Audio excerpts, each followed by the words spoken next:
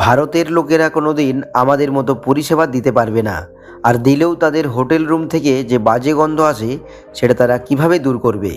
এটা কিন্তু আমার কথা না। রিসেন্টলি মালদ্বীপের একজন member of the parliament Zahid Rameez তার টুইট থেকে এই টুইটটি করেছেন। আর জাহিদ রামিস একা না, মালদ্বীপের আরও একজন মিনিস্টার মারিওয়াম সিওয়ানা নরেন্দ্র মোদীর ছবি শেয়ার করে উপরে ক্যাপশন দিয়েছে মোদী একজন জোকার আর ইসরায়েলের পাপেট। আর ঠিক এই দুটো ঘটনা নিয়ে কয়েকদিনের মধ্যে ভারত এবং মালদ্বীপের সম্পর্ক অনেকটাই খারাপ হয়ে গেছে।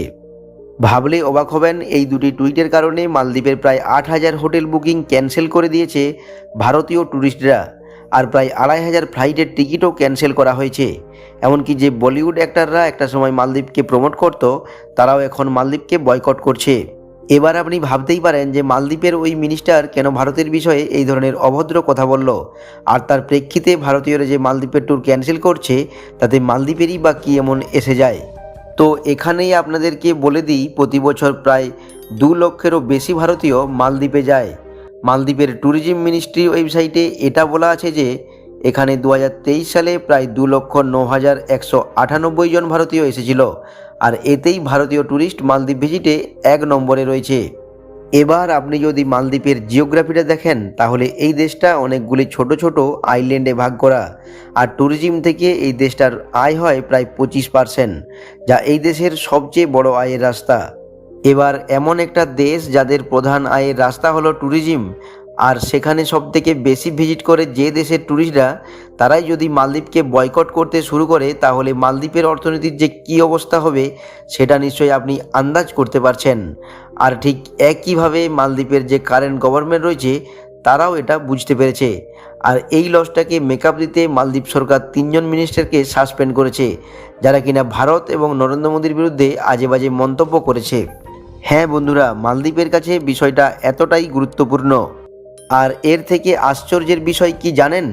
মালদ্বীপের সাধারণ মানুষ এটা বলছে যে ভারতীয়রা যে ট্যুর ক্যান্সেল করেছে এতে তারা কোনো ভুল কাজ করেননি, তাদের রাগ করা যুক্তিযুক্ত। এবার প্রশ্ন হলো, এই ঝামেলা শুরু হয়েছে কোথা থেকে? চলুন এবার সেটা আপনাদেরকে বলি। রিসেন্টলি নরেন্দ্র মোদী গিয়েছিলেন ভারতের পশ্চিমে থাকা লাক্ষাদ্বীপে। লাক্ষাদ্বীপ কিন্তু সৌন্দর্যের দিক থেকে মালদ্বীপের চেয়ে কোনো অংশে কম নয়। লাক্ষাদ্বীপেও আছে কোরাল বিচ, নীল স্বচ্ছ জল, এবং এটা ভীষণ সুন্দর একটা জায়গা। আর যাতে ভারতীয়রা বেশি পরিমাণে লাক্ষাদ্বীপে ঘুরতে আসে, এটাই ছিল নরেন্দ্র মোদীর ট্যুরের প্রধান কারণ। এবার এখানেও একটা প্রশ্ন আসে যে নরেন্দ্র মোদী সরকার হঠাৎ করে এটা কেন চাইছে যে ভারতীয়রা মালদ্বীপে না গিয়ে লাক্ষাদ্বীপে যাক? আর এর কারণ হলো মালদ্বীপের কারেন্ট গভর্নমেন্ট। মালদ্বীপের প্রেসিডেন্ট মোহাম্মদ মুইজু ভোটে জেতার আগে মালদ্বীপে যে ভোট প্রচার করেছিল, সেখানে তার ভোট ক্যাম্পেনের মূল এজেন্ডাই ছিল ইন্ডিয়া আউট। এর অর্থ মালদ্বীপের কোথাও কোনো রকম ভারত সরকারের ছোঁয়া থাকবে না। এই যে ছবিটা আপনারা এখন স্ক্রিনে দেখতে পাচ্ছেন, এটা হলো মালদ্বীপের ভোট হওয়ার আগে মোহাম্মদ মুইজুর ছবি। তার টি শার্টে দেখুন বড় বড় করে লেখা আছে ইন্ডিয়া আউট। এমনকি ভোট প্রচারে মোহাম্মদ মুইজু প্রচুর পরিমাণে ভারত বিদ্বেষী কথা বলেছিলেন, আর ভোটে জিতে মোহাম্মদ মুইজু কিন্তু একের পর এক ভারতের সাথে মালদ্বীপের সম্পর্ক বিচ্ছিন্ন করে দিচ্ছে। মূলত এর আগে মালদ্বীপে যখনই কোনো প্রেসিডেন্ট নির্বাচিত হতেন, তিনি সবার আগে ফরেন ভিজিটে ভারতে আসতেন, কিন্তু মোহাম্মদ মুইজু ভারতকে টপকে প্রথমে যান তুর্কিতে, আর এরপর যান চীনে।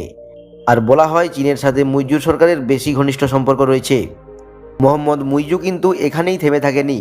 নভেম্বর 2023-এ প্রেসিডেন্ট হয়েই ভারত সরকারকে তিনি এটা বলেন যে ভারতীয় আর্মিদের মালদ্বীপ থেকে সরিয়ে নিতে। এবার এটা শুনে আপনি হয়তো ভাবছেন যে ভারতীয় সৈন্যরা মালদ্বীপে কী করছে, আর অন্য দেশে তারা কেনই বা গিয়েছে। এখানেই আপনাদেরকে বলি যে মালদ্বীপে ভারতের মাত্র 77 জন সৈন্য রয়েছে, আর এই 77 জন সৈন্যকে দেখিয়ে মালদ্বীপের প্রেসিডেন্ট এটা বলছে যে মালদ্বীপে ভারতীয় সৈন্যরা মালদ্বীপের সার্বভৌমত্বকে ক্ষুণ্ণ করছে। এবার আপনি হয়তো ভাবছেন তাহলে নিশ্চয়ই ভারতের এই সৈন্যরা মালদ্বীপে কোনো অপরাধমূলক বা গুপ্তচরের কাজ করছে। আপনি জেনে অবাক হবেন, মালদ্বীপে যে প্রাকৃতিক দুর্যোগ হয় তার সঙ্গে মোকাবিলা করার জন্য মালদ্বীপের সৈন্যদের ট্রেনিং দেয় এই ভারতীয় সেনারা। সাথে মালদ্বীপের জলপথে যে জলদস্যুদের হামলা হয় তাদের সাথে লড়াই করার ট্রেনিংও দিয়ে থাকে এই ভারতীয় সেনারাই। 2019 থেকে 2023-এর মধ্যে এই ভারতীয় সেনারাই মোট 977টি মিশন করেছে, যার মধ্যে 461টি মিশন হয়েছিল হেলথ সেক্টরে এমার্জেন্সি রেস্কিউর জন্য, 148টা মিশন হয়েছিল সার্চ এবং রেস্কিউর জন্য, 69টা এয়ার সার্ভিলেন্স হয়েছিল জলদস্যুদেরকে আটকানোর জন্য। আর এইগুলি ছিল ভারতীয় সেনাদের অপরাধ। তারা নাকি মালদ্বীপের সার্বভৌমত্বকে ক্ষুণ্ণ করছে। এছাড়া 2019 সালে নরেন্দ্র মোদী যখন মালদ্বীপে গিয়েছিলেন তখন তিনি মালদ্বীপের সাথে একটি হাইড্রোগ্রাফিক সার্ভেতে এগ্রিমেন্ট করেছিলেন, আর মইজু সরকার এই এগ্রিমেন্টটাও রিনিউ করতে চায় না। কিন্তু আপনি জেনে আশ্চর্য হবেন যে ভারতই একমাত্র দেশ যারা কিনা সবসময় মালদ্বীপের পাশে থেকেছে। কীভাবে ভারত মালদ্বীপকে হেল্প করেছে চলুন এবার সেটা বলি। 1988 সালে মালদ্বীপে যখন একবার কু হয়, মানে ওই দেশের সরকার বদলে ফেলার চেষ্টা করা হয়, তখন ভারত মালদ্বীপের এই কু আটকাতে হেল্প করেছে। আর এই কুটা করেছিল শ্রীলঙ্কার মিলিট্যান্ট গ্রুপ, যারা শ্রীলঙ্কার একটি কার্গো শিপে করে লুকিয়ে মালদ্বীপে ঢুকেছিল প্রচুর পরিমাণে হাতিয়ার সহ। আর সেই সময় কিন্তু ভারত সরকারই মালদ্বীপকে সাহায্য করার জন্য এগিয়ে এসেছিল, আর তারপর থেকেই মালদ্বীপের সিকিউরিটির পুরো দায়ভার ভারতের উপর আসে। এছাড়াও 2004 সালে যে ভয়ানক সুনামি এসেছিল তখনও মালদ্বীপকে সাহায্য করার জন্য পৌঁছে গিয়েছিল ভারত। এখানকার এডুকেশন সেক্টর এবং হেলথ কেয়ার ইনফ্রাস্ট্রাকচার তৈরিতেও ভারতের যথেষ্ট অবদান রয়েছে। মালদ্বীপের হেলথ কেয়ার সেক্টরে 52 কোটি টাকা ইনভেস্ট করেছে ভারত। মালদ্বীপের এডুকেশন সেক্টরে টিচার এবং ভোকেশনাল ট্রেনিংয়ের জন্য 5.3 বিলিয়ন মার্কিন ডলার ইনভেস্ট করেছে ভারত। আর এগুলি ছাড়াও 1974 সাল থেকে ভারতের সবথেকে বড় ব্যাংক স্টেট ব্যাংক মালদ্বীপের বিজনেসগুলিকে প্রমোট করার জন্য একটি বড় ভূমিকা পালন করছে, যারা এখানকার বিজনেসগুলিকে বুস্ট করার জন্য নিয়মিত লোন প্রদান করে থাকে। এবার দেখুন, একটি প্রতিবেশী দেশ হলে এই ধরনের সাহায্য করাই যায়, এতে বড়াই করার কিন্তু কিছুই নেই। কিন্তু যখন তার বিনিময়ে সেই দেশের মানুষগুলো থেকে ঘৃণা ছড়ানো হয়, সেটা কিন্তু খুবই দুঃখজনক। আর ঠিক তখনই কিছু স্টেপ নিতে হয়, আর এই ধরনের ঘটনা কানাডার ক্ষেত্রেও আমরা দেখেছি। তো যাই হোক, এবার প্রশ্ন হলো, মালদ্বীপের গভর্নমেন্ট কেন মালদ্বীপের সাথে ভারতের সম্পর্ক বিচ্ছিন্ন করতে চাইছে? দেখুন, এর পিছনে রয়েছে চীন। আসলে বর্তমানে মালদ্বীপে যা হচ্ছে সেটা কিন্তু ভারত বনাম মালদ্বীপ নয়, বরং ভারত বনাম চীন। মালদ্বীপের কারেন্ট গভর্নমেন্ট চীন থেকে কিন্তু হেভিলি ইনফ্লুয়েন্স। আর ভারতের চারিদিকে যেসব দেশগুলি রয়েছে, পাকিস্তান, নেপাল, ভুটান, বাংলাদেশ, শ্রীলঙ্কা, ইন্দোনেশিয়া, মায়ানমার, এই সব জায়গায় ভারতকে চাপে ফেলার চেষ্টা করছে, যাতে এই দেশগুলির সাথে ভারতের সম্পর্ক খারাপ হয়ে যায়। আর ভবিষ্যতে যদি ভারতের সাথে চীনের যুদ্ধ হয়, সেক্ষেত্রে চীন যাতে এই দেশগুলিকে ব্যবহার করতে পারে। তবে এমনটা কিন্তু নয় যে মালদ্বীপের সবাই ভারতের বিপক্ষে কথা বলছে। ইভেন অনেকেই এই কারেন্ট মইজু গভর্নমেন্টকে চাপ দিচ্ছে ভারতের সাথে সম্পর্ক ঠিক করার জন্য। তারা এটাও বলেছে ভারতীয়রা যে রাগের কারণে ট্যুরগুলো ক্যান্সেল করেছে তা সম্পূর্ণ যুক্তিযুক্ত। কারণ গত কয়েক মাসে মইজু সরকার যেভাবে ভারতের বিপক্ষে কাজ করেছে আর ভারতের প্রধানমন্ত্রীর বিরুদ্ধে যেভাবে আজে বাজে মন্তব্য করেছে, তাতে এখানে যে কোনো দেশই এই ধরনের প্রতিক্রিয়া দেখাতো। আর এই কারণেই মালদ্বীপের এক অংশ চাইছে ভারতের সঙ্গে মালদ্বীপের সম্পর্ক নর্মালাইজ হয়ে যাক। মালদ্বীপের প্রাক্তন প্রেসিডেন্ট মোহাম্মদ নাসির টুইট করে বলেছেন, ইমিডিয়েটলি মইজু সরকারের উচিত এই সমস্ত মন্ত্রীদের যারা কিনা ভারতের বিরুদ্ধে আজে বাজে মন্তব্য করেছে তাদের দল থেকে আলাদা করে দেওয়া। নইলে যেভাবে মালদ্বীপের ট্যুর ক্যান্সেল করছে তাতে ভবিষ্যতে মালদ্বীপের অর্থনীতি ভীষণভাবে ক্ষতিগ্রস্ত হবে। আর এই রকম রিয়েকশন দেখে মালদ্বীপের গভর্নমেন্ট তাদের এই 3 জন মিনিস্টারকে সাথে সাথে সাসপেন্ড করে দিয়েছে।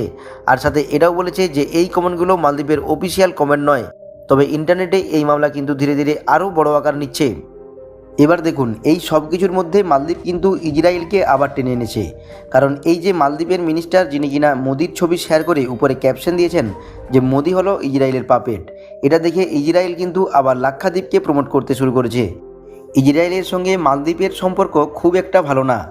আর রিসেন্টলি মালদ্বীপ ইরানের সঙ্গে পলিটিক্যাল রিলেশন শুরু করায় ইসরায়েলের সঙ্গে মালদ্বীপের দূরত্ব আরও বেড়ে গেছে। এখন তারা সবসময় ইসরায়েলের বিপক্ষে কথা বলে। তাই মালদ্বীপের ওই মিনিস্টার যখন লাক্ষাদ্বীপের মামলায় হুট করে মোদিকে ইসরায়েলের পাপের বলে, তখনই ইসরায়েল এম্বাসারির একটি অফিসিয়াল টুইট থেকে এটা বলা হয় যে তারা খুব তাড়াতাড়ি একটি ডিসঅ্যালিনেশন প্রজেক্ট করবে, যেটা কিনা সমুদ্রের নোনা জল থেকে মিষ্টি জল তৈরি করার একটি প্রক্রিয়া। আর যেহেতু লাক্ষাদ্বীপ সমুদ্রের মধ্যে থাকা কতগুলি দ্বীপ নিয়ে তৈরি, তাই এখানে মিষ্টি জলের পরিমাণ খুবই কম। তাই ইসরায়েলের এই প্রজেক্টও কিন্তু লাক্ষাদ্বীপের ট্যুরিজমকে বুস্ট করবে। বন্ধুরা, এবার লাক্ষাদ্বীপ সম্পর্কে কিছু জানার চেষ্টা করি। লাক্ষাদ্বীপ মোট ছোট বড় 36টি আইল্যান্ড নিয়ে গঠিত। এবার এই লাক্ষাদ্বীপ কথার অর্থ হলো লক্ষটা দ্বীপ। রিসেন্টলি ভারতের তাজ হোটেলের বড় বড় 2টি প্রজেক্ট লাক্ষাদ্বীপে হবে, যারা কিনা মালদ্বীপের মতোই ভারতের লাক্ষাদ্বীপেও ওয়াটার ভিলা তৈরি করবে। এবার প্রশ্ন হলো, লাক্ষাদ্বীপ কি পারবে মালদ্বীপকে বিট করতে? দেখুন, শুরুটা কিন্তু অতটা সহজ হবে না, কারণ মালদ্বীপ বহু বছর ধরে তাদের দেশের ট্যুরিজমকে প্রমোট করছে এবং তার জন্য তারা সেই ধরনের ইনফ্রাস্ট্রাকচার তৈরি করেছে। তবে নরেন্দ্র মোদীর লাক্ষাদ্বীপ ভিজিটের পর থেকেই গুগল ইন্ডিয়ায় লাক্ষাদ্বীপ টপ 10 সার্চে চলে এসেছে। তবে এখানে আরও একটি বিষয় হলো, লাক্ষাদ্বীপ যাওয়া কিন্তু অতটা সহজ নয়, এমনকি ভারতীয়দের জন্যও নয়। এখানে যাওয়ার একমাত্র ফ্লাইট যায় কোচি থেকে, আর এখানে যেতে গেলে অনেক রকমের পারমিশনের ব্যাপার থাকে। তাই লাক্ষাদ্বীপকে যদি সত্যিই ট্যুরিস্ট স্পট বানাতে হয় তাহলে সবার আগে এখানকার ইনফ্রাস্ট্রাকচারকে ডেভেলপ করতে হবে। আর আশা করা যায় এই ঘটনার পর থেকে লাক্ষাদ্বীপের ট্যুরিজম আরও বাড়বে। আচ্ছা, আপনার কি মনে হয় ভবিষ্যতে কি লাক্ষাদ্বীপ মালদ্বীপকে বিট করতে পারবে? আর আমাদের ভারতীয়দের কি উচিত এমন একটা দেশে যাওয়া যারা কিনা ভারতীয়দেরকে সম্মান করে না, নাকি নিজেদের দেশে থাকা লাক্ষাদ্বীপে যাওয়া?